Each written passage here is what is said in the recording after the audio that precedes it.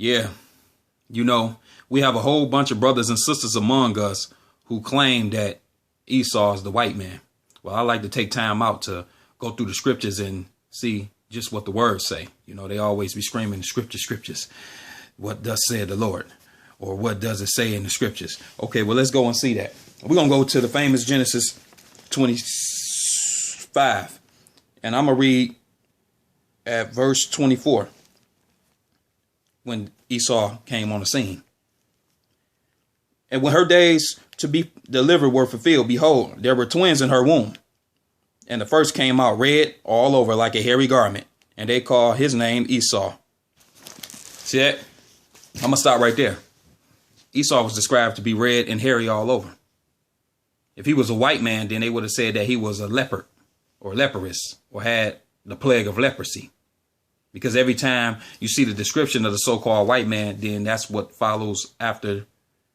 For example, he became leprous, white as snow.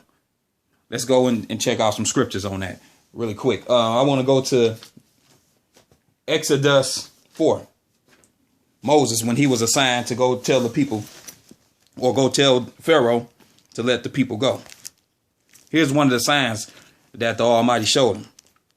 Exodus 4, starting at 6. I'm going to start right here. He say, and the Lord said furthermore unto him, put down your hand into your bosom. And he put his hand into his bosom. And when he took it out, behold, his hand was leprous as snow. We all know snow is white. Going to the next verse. And he said, put your hand into your bosom again. And he put his hand into his bosom again and plucked it out of his bosom, and behold, it was turned again as his other flesh. The point that I'm making is when he was turned white, he was described as having leprosy. That wasn't the case with Esau. So how could Esau be the white man? I'm going to go down and show some other quick scriptures really quick. And by all means, people, I would like for you to go ahead and, you know, read the whole scripture, the whole chapters. Don't just take my word for it. Go get your book and study it for yourself. I want you to know this for yourself so you won't be tricked by the deceivers. Now we're going to go over here to Numbers 12. I'm going to start at 1 and then I'm going to jump down because I want to make this point really quick. I don't like to be long-winded. I know people got things to do, so I intend to keep all my videos short. So, Numbers 12. And Miriam and Aaron spoke against Moses because of the Ethiopian woman whom he had married. For he had married an Ethiopian woman. Okay, so we see that Mary and Aaron, his brother and sister, was talking crap about him. Okay, we're going to jump down to, 6. And he said, hear now my words. If there be a prophet among you, I, the Lord, will make myself known unto him in a vision and will speak unto him in a dream. My servant Moses is not so, who is faithful in all my house. With him I will speak mouth to mouth, even apparently, and not in dark speeches. And the similitude of the Lord shall he behold. Wherefore then were you not afraid to speak against my servant Moses? And the anger of the Lord was kindled against them, and he departed. And the cloud departed from off the tabernacle, and behold, Miriam became leprous, white as snow. And Aaron looked upon Miriam, and behold, she was leprous. Again, the point that I'm showing is every time you see the term leprous, or whenever somebody was changed from a black person to a white person, they always say that they was leprous. Again, that wasn't the case with Esau. Esau was just described as somebody who was red and hairy. And if that's the case, well, then if you saying that because he was red and hairy, that means he's the white man. Well, then that means the first man was the white man. Because if you go to the concordance, here's the concordance right here. I took a little excerpt from the Strong Concordance. It'll tell you that Adam is white. Red. Forgive me.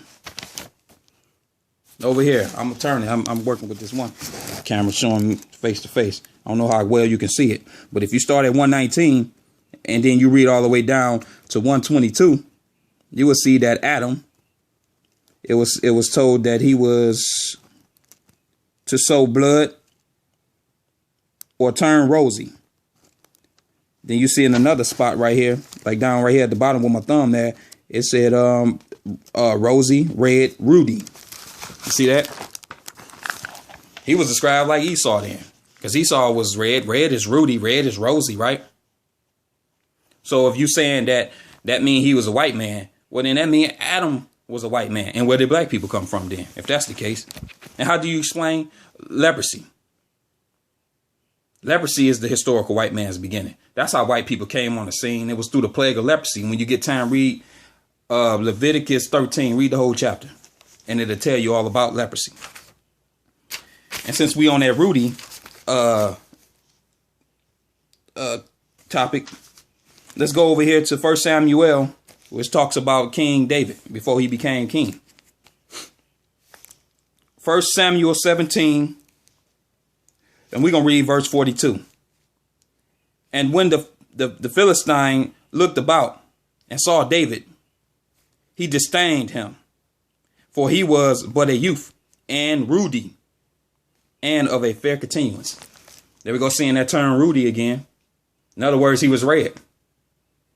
If because he was red and hairy mean that he was a white man, well, then that has to mean King David was a white man as well.